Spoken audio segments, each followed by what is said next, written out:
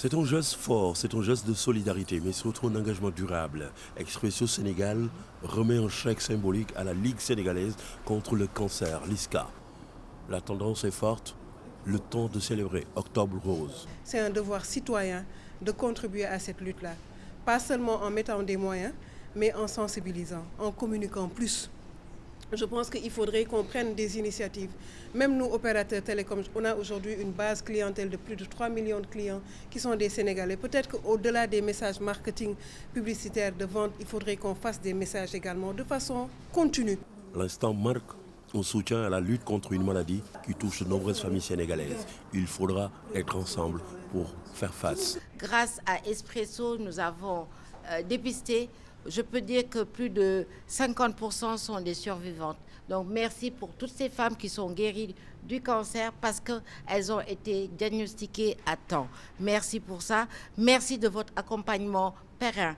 Parce qu'il y a beaucoup d'entreprises qui accompagnent une fois, mais de 2016 à 2025, c'est un long parcours. Par ce partenariat, toutes les actions de la LISCA viennent d'être renforcées sur le terrain. Le dépistage précoce, la prise en charge des femmes atteintes de cancer, Expresso Sénégal est à la pointe de ce challenge. Mieux vaut prévenir que guérir. Et pour cela, on n'a pas besoin de moyens. C'est juste une volonté commune de communiquer, d'en parler et que ça ne soit pas tabou dans nos familles, avec nos enfants, avec nos parents, dans nos entreprises, dans nos cercles d'amis. Je pense qu'il faudrait que la sensibilisation soit plus forte. L'initiative en soi, par cette remise de chèque, s'inscrit dans une politique d'Expresso Sénégal qui place la santé et le bien-être des populations au cœur de ses priorités. Au-delà du chèque, c'est un message d'espoir que Expresso Sénégal a envoyé aux uns et aux autres, celui d'une société solidaire, unie dans la lutte contre le cancer. Et Diallo, jaay ma crédit téeméer. Diallo soo paree nag jaay ma crédit téeméer. Diallo jaay ma crédit 1000 francs waaye li ma jaay sànq dafa teel a jeex. Ah déedéet kay. Si mu ngi ca tool yi. Diallo kii da koy lekk. maa ngi lay waat. jaay ma 2000 francs ndax moom li ma bëgg boobu. sonn naa trop si jënd kii bi loolu mënul nekk. et sinon xanaa ne ko Expresso. déedéet nekk ko Expresso de. gis nga offre nga 500 bu Expresso di nga am ñaari giga. téeméer dong. te mun a def tax 24 heures. bu boobaa di nga ci mën a def lu bëri. loolu neex na de. waaw ak Expresso kenn sonnatul jëlal 500 francs defal dièse 111 dièse nga activé net 500 bu Expresso am 2 gigas de connexion doy te yomb teg ci 24 heures les valables. madame maa ko sagal de may ko connexion. Expresso.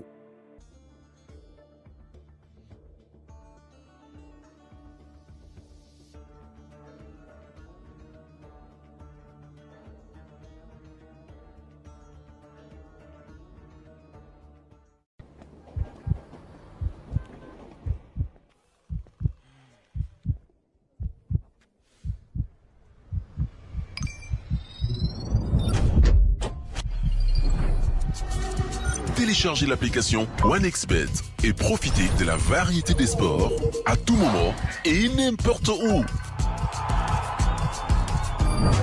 Application OneXBet, au cœur du jeu. Jeu interdit aux moins de 18 ans.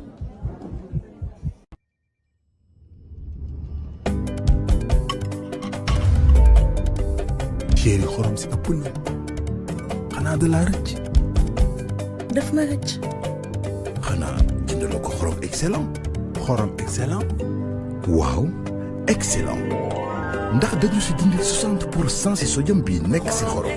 sodium mooy di ànd ak xorom te bu ëppee di waral jàngoro yu bari lu si mel ni feebaru xol ak hypertension. sodium bu ëpp dina waral tànk yuy néew ba si AVC. waaye léegi pexe am na di excellent excès. sama kër xorom si mooy ànd ak bépp togg. soxna si di ragal lu ko saf te noonu la mën a safalee lekk yi mu neex te xorom si du ëpp sama njaboot belli te mucc. xorom excellent ngir sunu wérgu yaram togg yi sell ne xorom bi dul gaañ ndax tuuti sa jëm la am excellent xorom bi ñuy aar. excellent xorom bi dul gaañ ndax tuuti sa jëm la am. xorom excellent.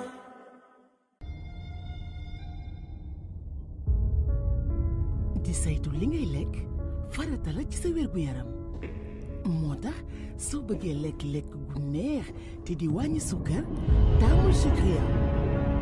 Sucria mooy seen àndandoo bi wóor ci mboolem ñamu sukkar yi. muy ci yu neex gâteau ak dessert au four mën ngeen jëfandikoo. Sucria tamit dafay ànd ak ñam yu sell yu mel ni jus, glace, soow wala bépp boisson. bul ko fàtte tamit ci sa ataaya wala café. ak Sucria dangay am cafka bu neex ci lu àndul ak benn loraange.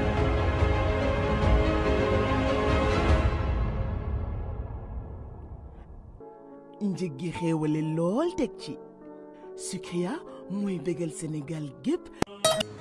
Pour vos champs, fermes, maisons, chantiers, ou avez-vous juste besoin d'eau potable? Verlom Agro Group vous amène des camions équipés de nouvelles technologies de forage, un équipement de sondage de 32 points simultanés, une équipe expérimentée pour un service de forage avec précision et rapidité, peu importe la structure du sol. Appelez le 33 153 24 90 ou le 77 568 21 66 pour une intervention rapide n'importe où au Sénégal.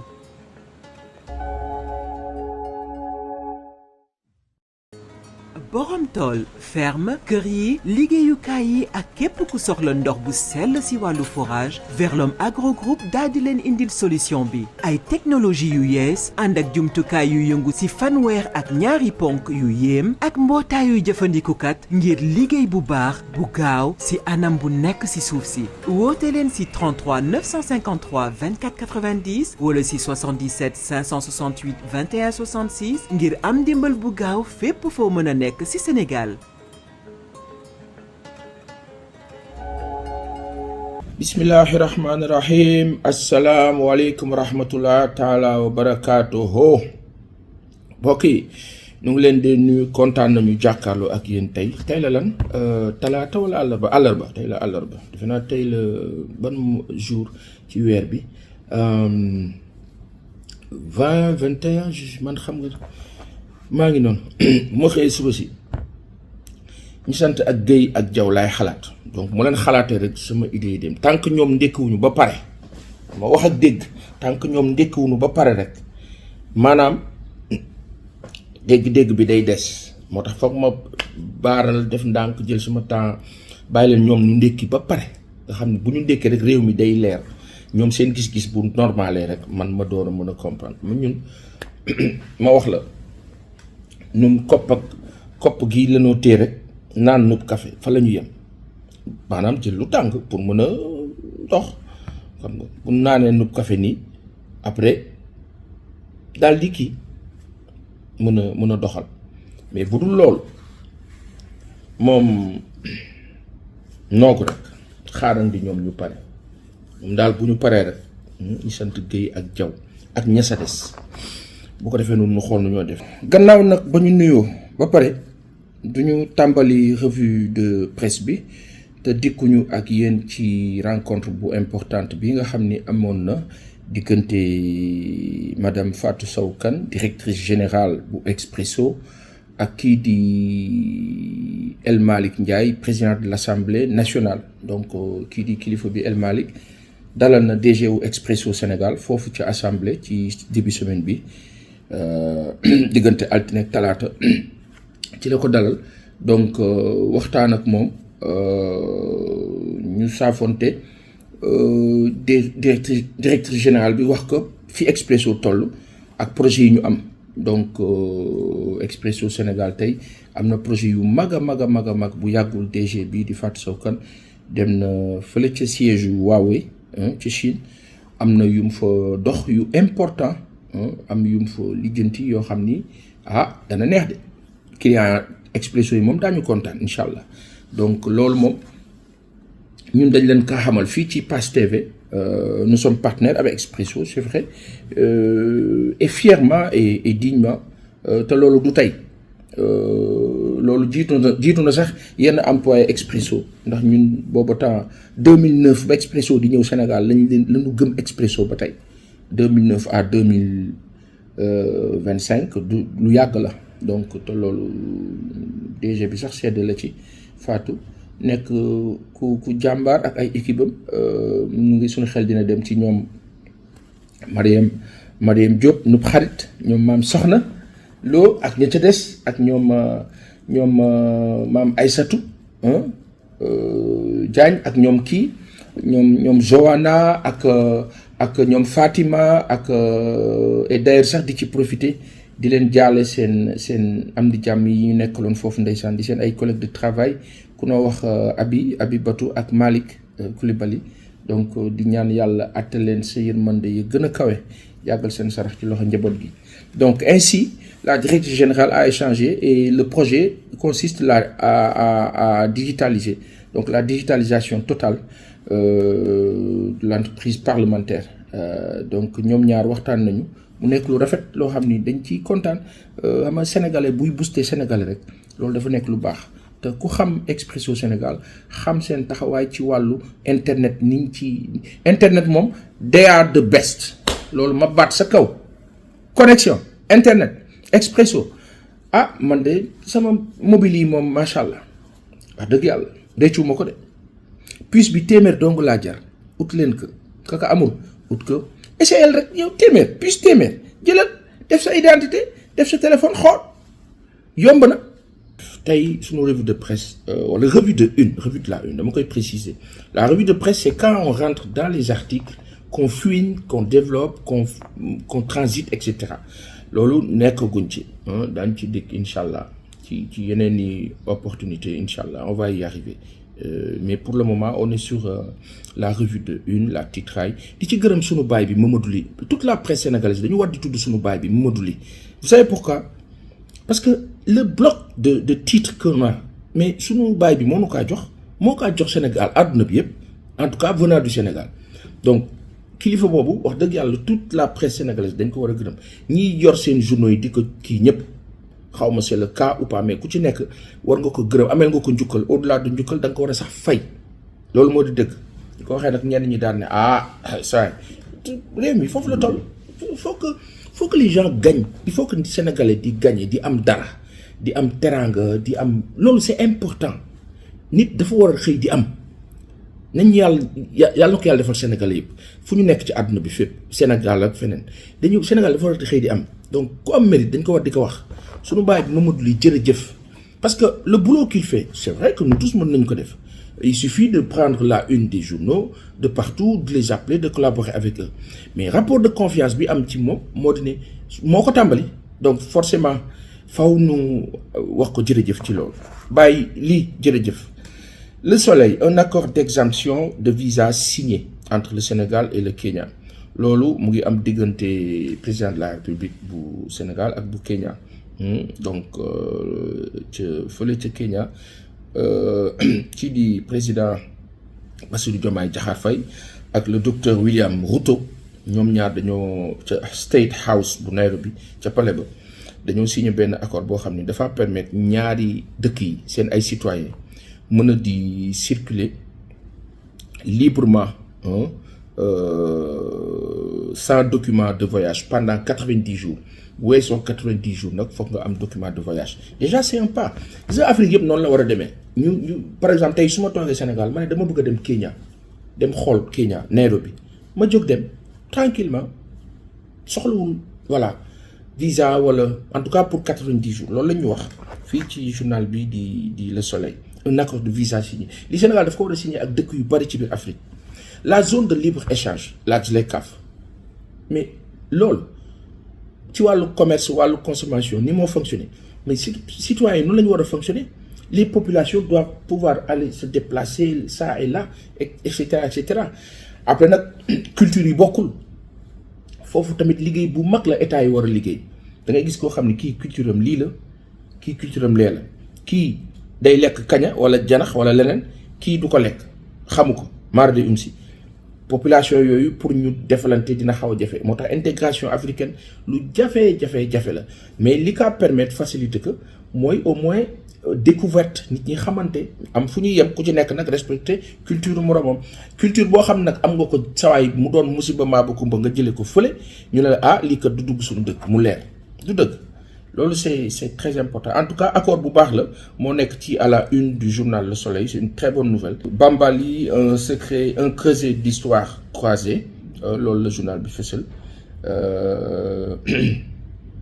Les leviers pour doper les performances fiscales en 2026 wàllu impôt dañu bëgg mu gën a am doole may wax fii nag man ma xalaata bopp rek nag waaye man lu ma gëm la réew ay ressources moo ko doxal ak ay ressources humaines de qualité d'abord ak les ressources minières et autres tey am nañ ci ba mu doy 27 wala 37 matières premières ku ko am ci réew warloo tumuranke léegi nag xam-xam ba mooy ressources humaines de qualité après impôt la ca des yooyu ay additionnalité la ay surplus la bonus la ñun nag dañoo yàgg gëmloo nañu impôt mooy tabax réew impôt li ma gëm ma di ko wax fii ma baat sa kaw impôt tabaxul réew impôt day fekk ñuy tabax réew mi mu jokk ci mu participer ci mais du condition sine qua non ne bu impôt amul dëkk bi di dox par contre population yi ñooy am économie bu baax dëkk bi consommation bi baax nit ñi di produire di consommer di am teranga di delloo di def ristourne boobu tudd impôt et c'est pour man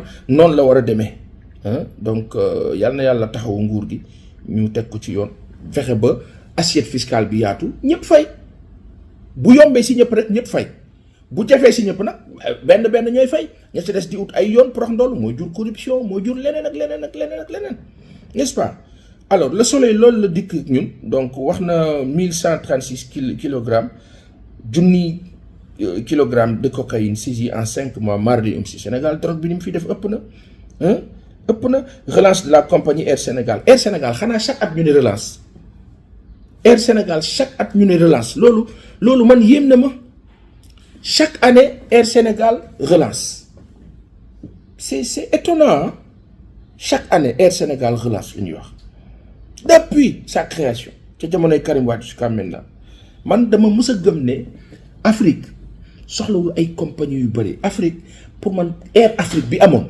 avec les 11 pays yi ko Sénégal ak Côte d'Ivoire jiitoon ci les 11 pays yi ko fondé woon malheureusement ba ñu demee ba am doole dans les années 90-2000 ci la tubaab yi français yi nga xam ne seen dundin yépp loolu la contre l'Afrique arrangé wu parce que Airbus dafa waroon am doole parce que Air France dafa waroon am doole ñu mettre en place xam ne clientèle bi population africaine mu ngi yokku voyageurs yaa ngi bari ñu ne marché la daanal Air Afrique France moo daanal Air Afrique lii rek mooy suñu jafe-jafe moo tax Ethiopian Airlines ñu ngi def même stratégie lu ne pour jaxase éthiopiens yi jaxase leen ak Érythrée jaxase leen ak keneen pour du def yëfi waaba ji ba pour compagnie ba daan waaye Ethiopian Airlines dafa am doole des plus grandes compagnies du monde yàlla na yàlla kàttanal leen Afrique nag jàpp naa ne bu Afrique de l'Ouest rek bu defoon bloc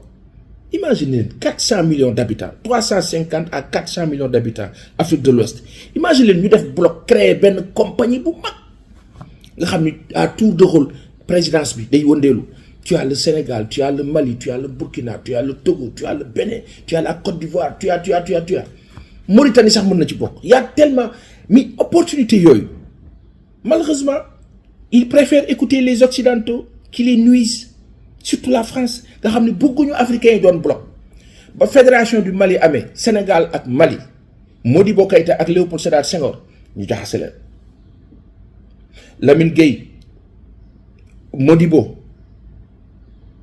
d'accord ak moom mais ñàkk d'accord ak Mamadou Dia d'accord ak Senghor malheureusement sunu baay bi Mamadou Dia foofu la ko Senghor njëkk a commencé nax ndeysaan ngeen baal nañu ay bokkam baal mais foofu la ko naxee ba am soutien wu Mamadou Dia ba pare ba toog ba installé wu ba kii jàkkaarloo moom lii fi nekk alors que il fallait rester dans la fédération du Mali imaginez le Sénégal c'est quoi 200 et quelques kilomètres carrés le Mali c'est 1,2 kilomètres carrés daanaka 1,4 kilomètres carrés nga am cette expertise des Sénégalais et des Maliens au temps jamono boobu kon heure bi ñun romboon nañ fii di dem fédération du Mali la ñuy wax kon ñun ñu ngi ci après nag nga gis benn Sénégalais bu ne non kon boobaa du ñu wax Sénégalais dañ naan Malien Dans l'histoire, beaucoup de choses ont été faussées. Sans remonter à l'Égypte ancienne, tu vas te rendre compte que l'Afrique daanaka mënoon na nekk benn état ci jamono boobu Égypte téye mbir mi dirigé ay nit ñu la fa nekkoon ñu nax ñu dans l'histoire dans le temps mais Cheikh Anta yàlla na yàlla yóbbu ko ci aljana yi gën a kawe. Le Soleil donc ci mbiru Air Sénégal lii la ñu wax nee nañu les clés pour un décollage réussi bon ñu ngi jéemaat yàlla na ci yàlla def sutura yàlla na ci yàlla def sutura. Yor dikk na ci la lâche cavale du fugitif Madiambal prend fin à Versailles nee na ñu téye nañ ko après bàyyiwaat nañ ko arrestation audition et contrôle judiciaire lañ ko kilifa yi foofu ca France kii nu mu tuddati blanchiment de capitaux donc foofu ca Versailles la ñu wax ne fa lañ ko arrêté daal di koy placé sous contrôle judiciaire après son audition par les autorités judiciaires françaises. Il pourrait être extradé vers le Sénégal cependant. Bon, on verra. Sàggan ba mu génn ñuy lii mais parce que simplement y a des complices y a des complices Sénégal mooy dëkk bu yéeme lu ci nit mën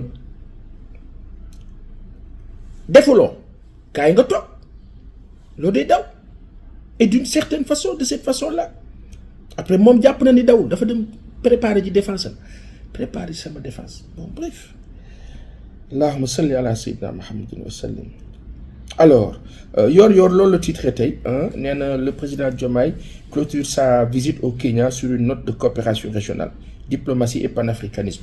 Président de la République félicitations nii rek la tukki boo dem signer lu baax lu am njëriñ ci population yi projet yenn yi sax ak intention yeeg yooyu yëpp baax na mais même bu dee benn signature 90 jours de visa de sans document de voyage pour dem Nairobi ak la ca des diggante Sénégal ak Kenya c'est magnifique c'est excellent yooyu la ñu soxla ak lijjanti le quotidien pressant des Sénégalais sur le plan économique c'est dur xaalis bi tuuru ci réew mi nit ñi am kii après on me dira dette yi ñuy fay nangam mais les populations le strict minimum dafa baax ci ñoom moo tax signature yi ça rassure un temps soit peu quand bien même qu'on veut énormément plus le Kenya bokk nañ ci industrie yi gën a mag ci wàllu thé ak café ak la ca des et je pense que c'est aussi un aspect à prendre en compte et à exploiter maa ngi xalaat sama kilifa ba Mansour Diagne ba nekk Tokyo monsieur le président vous l'aviez croisé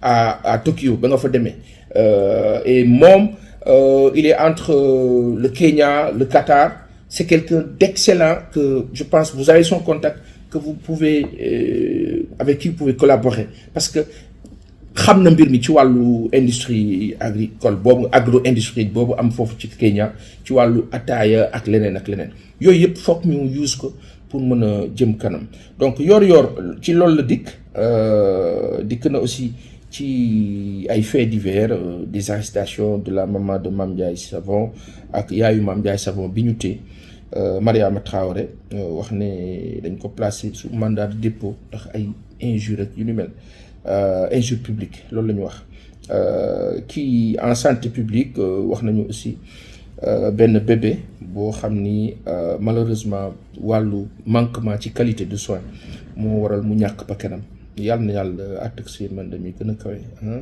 anatomie d'une catégorie en gestation docteur Moussa Sarr moo bind lu ni mel haute trahison loolu la expliqué xam naa loolu nag moom mbir Macky Sall lay wax chronique kii kan la Albert mooy sunu baay boobu nekkoon foofu ca comme set ca Info 7 journal Info 7 nekkoon kilifa bu mag bindkat bu mag moo amal chronique moom itam fii ci journal bii di yor les réseaux sociaux nouveaux fossoyeurs des valeurs humaines waaw réseaux sociaux yi moom parce que faux profil yi moo bëree ak tellement de bizarreries bon ak ñoo xam ne dañ ci dugg te comprendre lu ñu sama classe bi etc.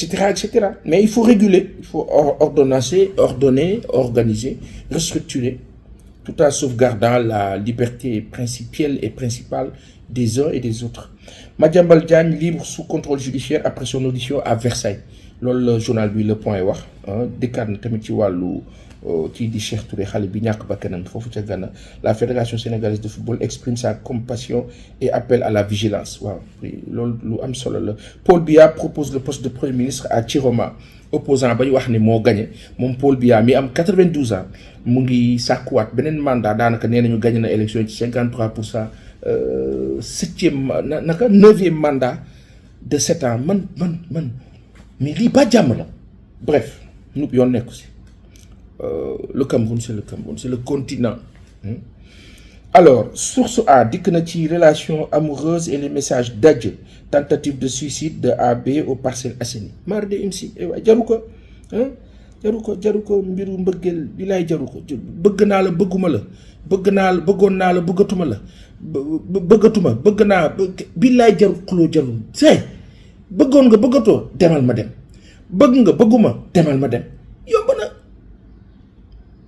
benn waaye nag wala kenn am na ko ma ne na booy bul juger noonu mbiru mbëggeel leneen la dafa am poids dafa am pesanteur dafa am doole épée la boo xam ni saa bu dalee sa kaw mardi umsi yàlla mu ci yàlla musal lépp lu ne mesure de ses baax bëgg nag bëgg la te du tàggoo n'est-ce pas yàlla na yàlla sàmm muccal. AB la rupture d'une relation amoureuse et les messages d'adieu. Lorsque les policiers se sont transportés sur les lieux, ils ont trouvé la victime allongée à côté de plaquettes de comprimés. Auparavant, la victime a envoyé des messages d'adieu par WhatsApp à son copain Diène BG, 32 ans, à la Sonatel, quand ce dernier lui a annoncé la fin de leur relation amoureuse avec effet immédiat. Ah, ça waay ndaw si waroo koon def ni yow tam jigéen surtout nag bu xëree bëgg bu ko def nii waay rafetal ka rek neexut nag gis nga bëgg moom ak bañ a bëgg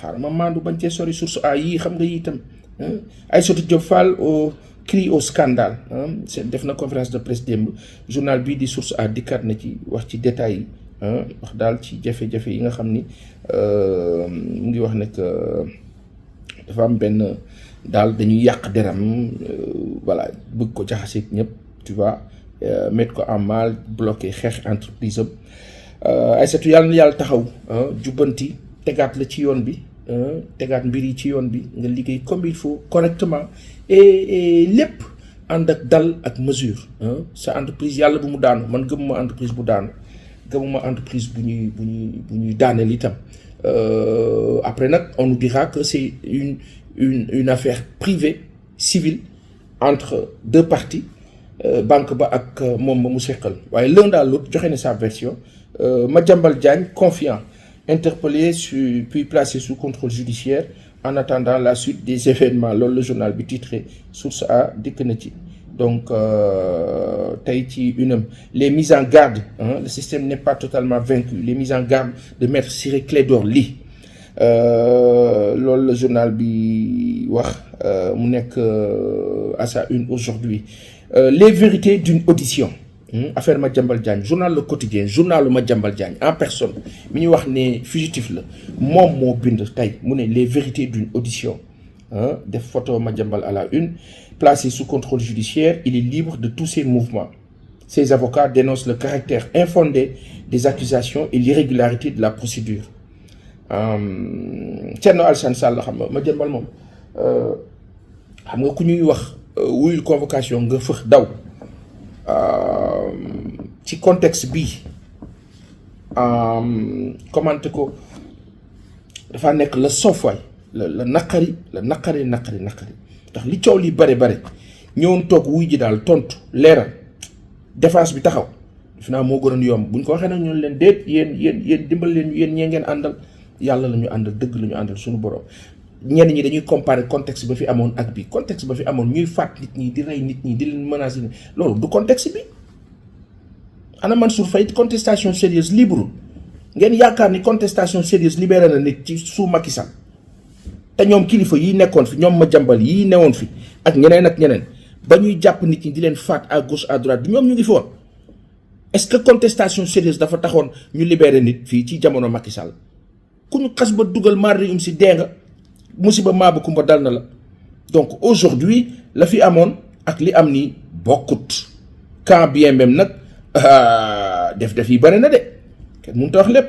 Thierno Alassane Sall en tournée d'éclaircissement ou d'éclairage, je sais pas si le bon français c'est lequel, d'éclaircissement ou d'éclairage, éclaircir, éclairer la lanterne des uns et des autres. Bon bref, on trouve de house of. Donc affaire Azer à aéroport mu nga dem fële ca Louga ak Kébémer pour joxe daal ay leeral ca kilifa yi loolu la ñu wax journal bi loolu la wax. Alors journal Le Quotidien ci loolu la dikk délit de fuite Madiambal et les autres donc loolu moo nekk à la une. Ñu ñëw également ci journal L'As APR mu ngi woote remobilisation. Xale bi nga xam ni moom la ñu wax moo ñàkk ba kanam bébé boobu fële ci Diourbel am na ay sanctions ñuy wax ne mu ngi dal ca ñi nga xam ñoo di responsable yi. Ces avocats déroulent le film ci journal L'As ñu ngi wax nan la mbir yi demee ay avocats am ñooy wax moom Madiambal Diagne. La France perd son droit de snobber l'Afrique. Loolu crise institutionnelle sans précédent, emprisonnement du président Sarkozy. France kay dañoo mel nu dëgg lu ma bañ a tudd laa ilaha dëgg nag dëgg la yàlla xam doy na. Le cri de détresse des hémodialysés ndeysaan fële ca Ndar ñi nga xam ni ñooy dund maladie du rein ndeysaan yàlla na yàlla kattanal leen wéral leen muccal leen barke Seydina Muhammad sallallahu alayhi wa sallam amin yaa rabbi muccal ci ñëpp. Alors les fagots d'un périple présidentiel loolu gis naa ko ci journaux yu bëri xaw ma édito la xaw ma public reportage la xaw ma lan la wala contribution en tout cas c'est partout maa ngi kaa gis alhamdulilah. Point actu, la défense s'attaque aux accusations les fagots d'un périple présidentiel mu ngi wax ci mbiru Bassirou Diomaye Diakhar Faye diggante New York Nairobi Kigali et cetera. Là loolu moo nekk ci journal L'As. Journal bii di Point Actu, la défense s'attaque aux accusations et au mandat d'arrêt. Madiambal Diagne titré. Donc Direct News ñëw ci les fagots d'un périple présidentiel moom la def moom à la une. Les fagots d'un périple présidentiel amaana publicité yi la tam jekk na ci de ndur na ko yónnee leen ma ko kilifa yi yónnee leen ma ko ma xool. De Dakar à New York parce que kilifa bii di Abdourahmane Diouf moo ko bind ma fàttali ko. Alors quand on parle de fagot c'est on va dire les succès noonu lañ ko mën tuddee. Docteur El Hadji Abdourahmane Diouf moo ko bind. De Dakar à New York, de Kigali à Nairobi, sous les effluves d'un été finissant, nous avons suivi un itinéraire au service de notre pays. Le parcours a été inspirant. Il s'est agi de nous adresser à nous, communauté, de vendre le label Sénégal, de revisiter les tréfonds de nos mémoires, de défier le déterminisme technologique. L'Afrique ne commande pas des places indues. Elle travaille à se faire sa place en enjambant les injustices coloniales et en demandant une redistribution des cartes. Alors, s'il y a un domaine où nous allons exceller, c'est bien celui de la digitalisation de notre société qui ne requiert que des cerveaux brillants au service de notre génie collectif. Du monument African Burial Ground de New York à Kitui au Kenya pour célébrer la journée des martyrs, de la remise du livre blanc sur le massacre de Thiaroye à Dakar au mémorial sur le génocide de Kigali, nos consciences sont fortement sollicitées sur notre humanité ou notre déshumanité, sur notre capacité à vivre ensemble et notre volonté de nous projeter vers un futur radieux. Kitui au Kenya nous ramène à la longue marche vers le recouvrement de la dignité africaine à des époques où ceux qui sont célébrés aujourd'hui se parlaient et échanger sur notre accès à la souveraineté nationale. Loolu moo nekk à la une de Direct News ma liire ko nii mu nekk document bu kilifa bii di docteur Abdourahmane Diouf ministre de l'environnement bind bokkoon na ci ñi àndoon ak président de la République du Sénégal. L'info, une journée de tumulte judiciaire au cœur de Paris. Mbiru Madiambal ci la dikk journal bii di l'info. Waxtaane na également kii di Babacar Ndiaye nu mbokk Tëngéej boobu jiite Ligue de Dakar Ligue foot professionnel nee na la Ligue Pro repousse le top départ d'une semaine moo di wàllu championnat bi donc championnat saison 2025-2026.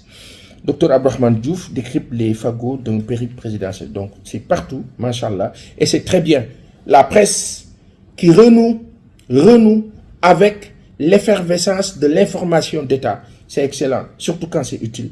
Jërëjëf gaañi Le Sénégal reste en deçà de l'engagement d'Abuja. Lolo mu ngi concerné budget général alloué à la santé. Le Sénégal dépasse 1900 mégawatts d'énergie. Loolu la journal bi titré ci wàllu énergie. Journal bi di l'info moo ko bind nee na le Sénégal dépasse les 1900 mégawatts et renforce sa part verte ci wàllu énergie transition énergétique énergie solaire bi mooy compensé. Alassane Diallo introuvable malgré un versement de 2 500 000 francs CFA. Un autre footballeur porté disparu au Ghana. waaw mais man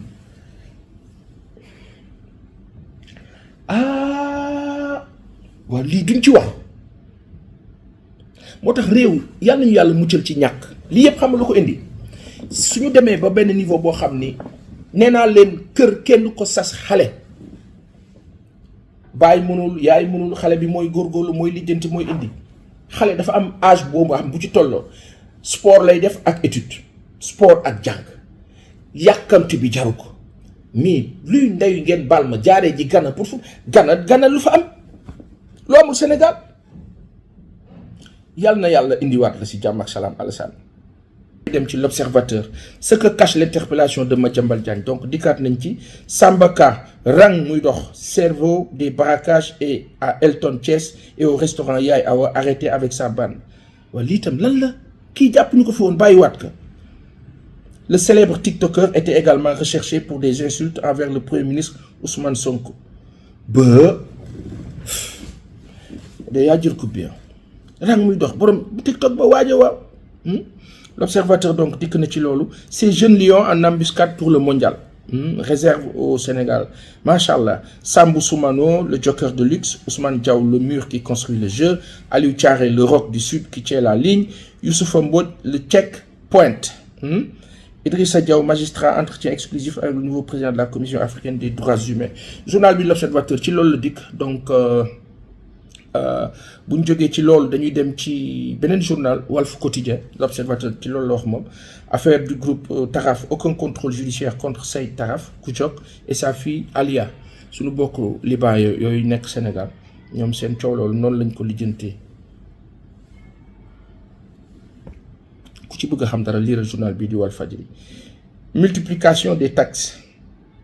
L'État pressure les contribuables à la une de Walfadjri nee nañu état baa ngi bëgg a dajji nit ñi ci wàllu taxes yi nga xam ne diversifié wu nekk fu ne multiplication de taxes nag peut-être yaatal fayum taxe mu yaatu ci nombre de personnes bii fay la ñu yaakaaroon ni mooy gën a am doole que plutôt le pressing sur tout partout pour tout et dans tout et en tout loolu nag gis-gis la ñi nekk ci impôt et domaine nag ñoo ñu gën a xam liggéey bi waaye daal xam naa ni bu yàggee dana metti si nit ñi de bu yàggee nit ñi ñu ngi participer ñu ngi téye ñu ngi soutenir ñu ngi jàppale waaye daal wàññi état baa ngay góorgóorlu ci wàññi ses charges gis nañu missive bi premier ministre bi génne bu yàggul en tout cas mémo bi nga xam ne wax nañ ni def na ko ci wàllu administration bi ci yàq-yàq gi ñu war a wàññi waaye surtout nit ñaa ngi koy wax gis nañu Pape Matar muy wax wàllu caisse noire yi junj na ko fi et ça doit être à l'étude ndax caisse noire bi dañ koy bàyyi noonu ba pare di continuer di jël ci nit ñi ça mérite réflexion wala caisse noire boobu dafay am jeexital ci wàllu politique buy dem ci nit ñi koppar yooyu circuler nit ñi am parce que ay koppar kenn du ko denc itam dañ kaa utiliser donc moo xam ndax caisse noire bi dañ kaa jël tas ko ci nit ñi wala dañ kaa dugal ci budget bi caisse noire dootul amati l'un dans l'autre ça mérite débat quand même wax dëgg yàlla loolu tamit dëgg la la justice française dikkaat na donc ci wàllu Walf dikkaat na ci wàllu mbiru Madiambal Diagne bi bu ma jógee ci Walf ma dem ci la tribune Alioune Tine accuse une faillite généralisée de l'État dette cachée Alioune Tine sunu baay bi moom la journal bi wax ne moo wax lu ñu mel nos institutions ont été toutes journal tribune dafa leen seen impression graphique des na leer li ñuy wax ni bàyyi leen ci xel la lecture n'est pas facile. Ne me dites pas que j'ai des problèmes de vue. Machallah, je vois très bien.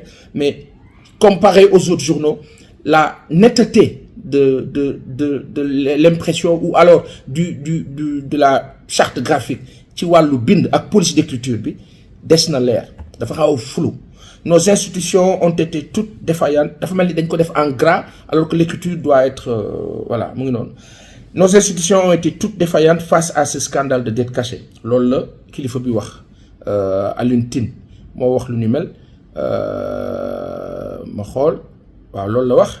Il faut bien tirer les meilleures leçons de nos vulnérabilités structurelles et engager sans délai le vrai débat pour réformer l'État, les institutions. Nous allons tous payer très chèrement ces errements. Ce sont les plus pauvres qui, comme d'habitude, en paieront le prix le plus élevé, notamment les jeunes généralisés. Baye Alioune, li nga wax ni moo di dëgg la léegi nag la cause c'est qui? te saa yoo waxee cause bi ñu ne la non oubliez la cause, il faut reformater, il faut remanier. Oui, il faut remanier, il faut refaire, il faut corriger, mais il faut dire le fautif, et le fautif c'est Macky Sall. Donc le drame qu'on vit actuellement dans ce pays, Macky Sall moo ko teg Sénégal. Baye li nga wax ni dëgg la de amaana wax nga ko journal bi eggu ci wala journal bi déggul loolu wala yow waxuloo ko. Donc yéen ñaar am na ci kenn koo xam ni eggul ci précision boobu, mais le drame c'est que à la une d'un journal, il faut mettre Macky Sall responsable de tout ce qui nous arrive actuellement. Loolu moo di dëgg. Journal bi dikkaat na ci mbiru Madiambal Diagne yi entre autres dikkaat na aussi ci wàllu Aïssatou Diop Fall bi nga xam ni mu ngi dénoncer une persécution bancaire et politique orchestrée par la BNDE. Loolu la Aïssatou wax. Donc ci journal bi di kii alors moo jógee ci Tribune damay dem ci Sud Quotidien rapidement. Madiambal sous contrôle judiciaire interpellé en France suite à un mandat d'arrêt international émis par le Sénégal loolu la wax. Donc Diourbel xale bi nga xam ni bébé boobu ne wax ne ñàkk na bakkanam kilifa bi di procureur ba fa ne dafa demander à ce que ñu autopsier ko donc autopsie du corps ndeysaan xam nga kooku ay njabootam sonn nañ yal na yàlla kàttanal leen giifal leen barka alxuraan. Lutte contre la criminalité en Afrique de l'Ouest, la CEDEAO outille ses analystes à Dakar. Tu vois, mbiru Ghana bee waral lii yëpp. De New York à Kigali, le Sénégal affirme sa vision de multilatéralisme. Le papier du docteur Abdourahmane Diouf, ministre de l'enseignement, ministre de l'environnement plutôt, qui était à l'enseignement. Am na yaakaar ni moo ko bind. Alors Madiambal s'est-il livré? Journal L'Évidence bo wax lool dikkaat na ci texte boobu docteur Abdourahmane Diouf bind de New York à Kigali en passant ou à Nairobi en passant par Kigali. L'Évidence bind na également sous la bénédiction du Khalife, Touba Ca Kanam et Sénégindia s'engagent pour la prospérité de la ville sainte. Touba Ca Kanam ak Sénégindia dañoo am partenariat pour développement Touba. Bu ñu jógee ci journal bi di L'Évidence gannaaw Sud Quotidien ñu dem ci l'évidence les Échos. Aïssatou Diop Fall dénonce une persécution d'État dikk na ci rencontre Aïssatou Diop Fall, accusation de détournement de prêts consentis par l'État. On veut me faire taire purement et simplement loolu la Aïssatou wax. Journal bi moo ko titré les Échos. La justice française prend les choses en main également à la une du journal. Bu ma jógee foofu ma dem ci Enquête, journal Enquête, le FMI face à ses contradictions, transparence budgétaire. Loolu journal bi titré dikk na ci mbiru Madiambal Diagne dikkaat na ci les fagots d'un périple présidentiel, docteur Abdourahmane Diouf texam boobu mu bind. Omar Pène promet une soirée explosive loolu mu ngi nekk le bal des connaisseurs. Omar Pène du Super Jamono. Alors bu ma jógee ci loolu defe naa damay dem ci Point Sport. Le PSG massacre le Bayer Leverkusen 7-2 et prend la tête de la phase de Ligue Champions League B. La fédération qui appelle à la vigilance face au faux recrutement à l'étranger. Paris Saint-Germain ma xam naa ne am na loxo bu ne ci ginnaaw.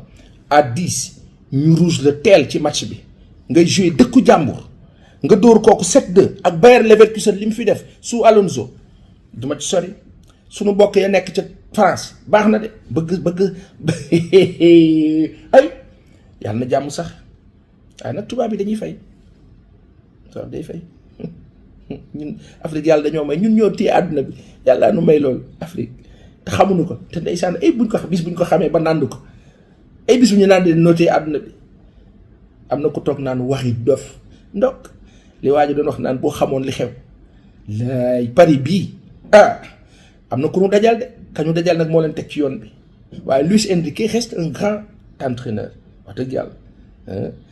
Record nee na Koulibaly en beast mode buteur et passeur décisif wala best mode ngandam maamu joueur la Kalidou Koulibaly yàlla na yàlla yokk ko. Krépin Diatta ak Pape Matar Sarr Tottenham ak Monaco. Pourquoi le stade Senghor n'est pas à l'ordre du jour?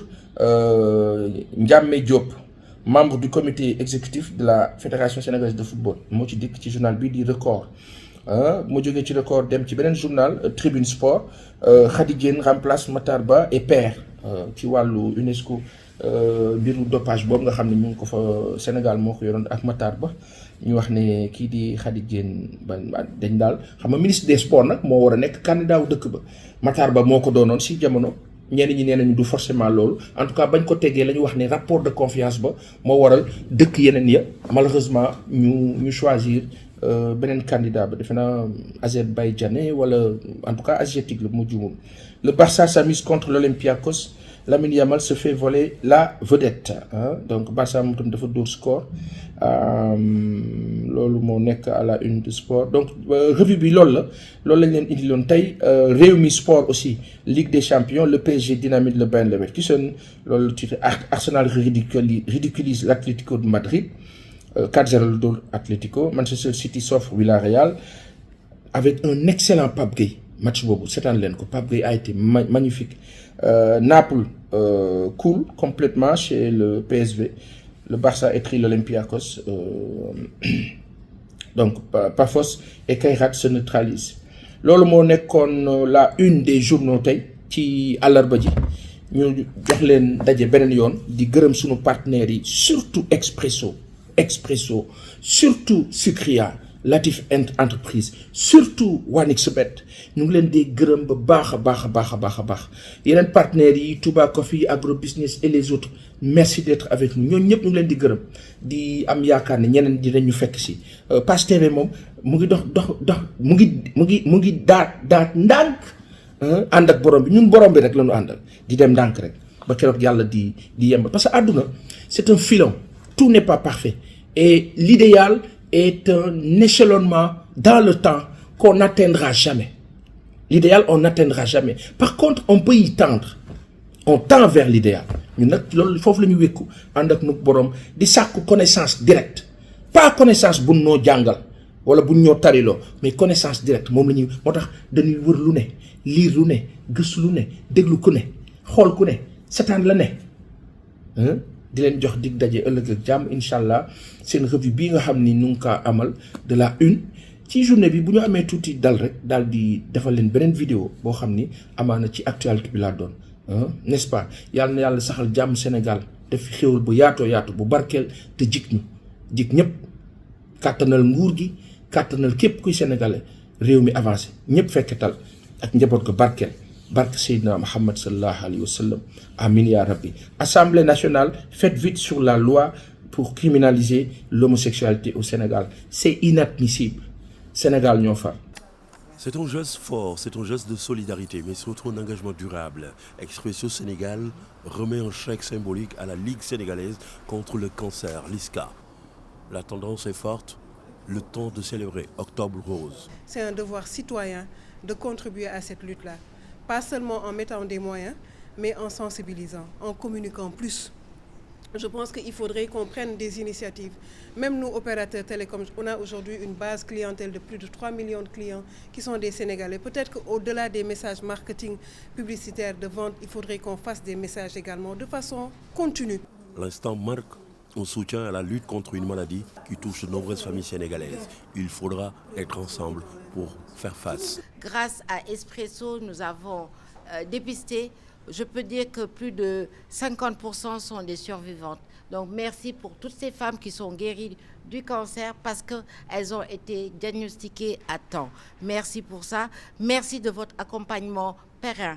Parce qu'il y a beaucoup d'entreprises qui accompagnent une fois, mais de 2016 à 2025, c'est un long parcours. Par ce partenariat, toutes les actions de la LISCA viennent d'être renforcées sur le terrain. Le dépistage précoce, la prise en charge des femmes atteintes de cancer, Expresso Sénégal est à la pointe de ce challenge. Mieux vaut prévenir que guérir. Et pour cela, on n'a pas besoin de moyens. C'est juste une volonté commune de communiquer, d'en parler et que ça ne soit pas tabou dans nos familles, avec nos enfants, avec nos parents. dans nos entreprises, dans nos cercles d'amis. Je pense qu'il faudrait que la sensibilisation soit plus forte. L'initiative en soi, par cette remise de chèque, s'inscrit dans une politique d'Expresso Sénégal qui place la santé et le bien-être des populations au cœur de ses priorités. Au-delà du chèque, c'est un message d'espoir que Expresso Sénégal a envoyé aux uns et aux autres, celui d'une société solidaire, unie dans la lutte contre le cancer. e Diallo jaay ma crédit téeméer. Diallo soo paree nag jaay ma crédit téeméer. Diallo jaay ma crédit 1000 francs waaye li ma jaay sànq dafa teel a jeex. ah déedéet kay si mu ngi ca tool yi. Diallo ah kii da koy lekk. maa ngi lay waat. jaay ma 2000 francs ndax moom li ma bëgg boobu. sonn naa trop si jënd kii bi loolu mënul nekk. et sinon xanaa ne ko Expresso. déedéet même pas Expresso de. gis nga offre nga 500 bu Expresso di nga am ñaari giga. téeméer dong. ah te mun a def tax 24 heures bu boobaa di nga ci mën a def lu bëri.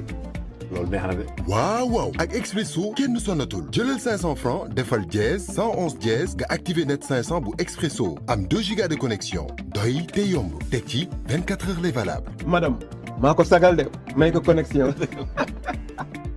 Expresso.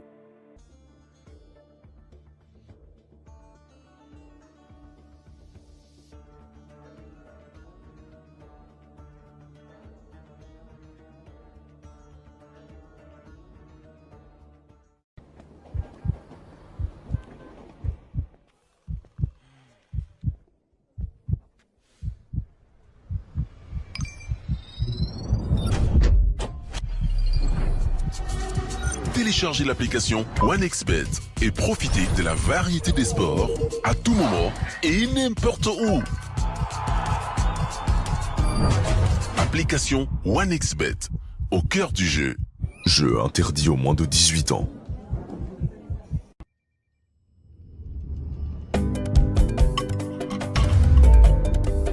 Chéri xorom si ëpp na xanaa da laa rëcc. daf ma rëcc. xanaa jëndaloo ko xorom excellent. xorom excellent. waaw excellent. ndax dañu si dindi 60% si sodium bi nekk si xorom. sodium mooy di ànd ak xorom te bu ëppee di waral jàngoro yu bari lu si mel ni feebaru xol ak hypertension. sodium bu ëpp dina waral tànk yuy néew ba si AVC. waaye léegi pexe am na di excellent excès. sama kër xorom si mooy ànd ak bépp togg soxna si di lëkkal lu ko saf te noonu la mën a safalee lekk yi mu neex te xorom si du ëpp sama njaboot belli te mucc.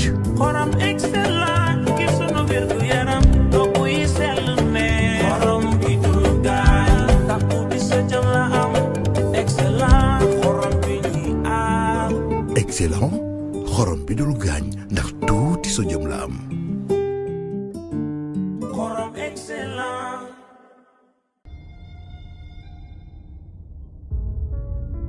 di saytu li ngay lekk farata la ci sa wér gu yaram moo tax soo bëggee lekk gu neex te di wàññi sukkar taamul Sucrea. Sucrea mooy seen àndandoo bi wóor ci mboolem ñamu sukkar yi. muy ci yu neex gâteau ak dessert au four mën ngeen jëfandikoo. Sucrea tamit dafay ànd ak ñam yu sell yu mel ni jus, glace, soow wala bépp boisson. bul ko fàtte tamit ci sa ataaya wala café ak Sucrea da ngay am cafka bu neex ci lu àndul ak benn loraange.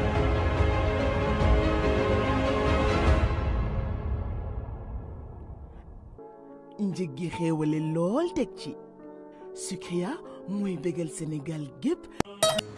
Pour vos champs, fermes, maisons, chantiers, ou avez-vous juste besoin d'eau potable? Verlom Agro Group vous amène des camions équipés de nouvelles technologies de forage, un équipement de sondage de 32 points simultanés, une équipe expérimentée pour un service de forage avec précision et rapidité, peu importe la structure du sol. Appelez le 33 153 24 90 ou le 77 568 21 66 pour une intervention rapide n'importe où au Sénégal.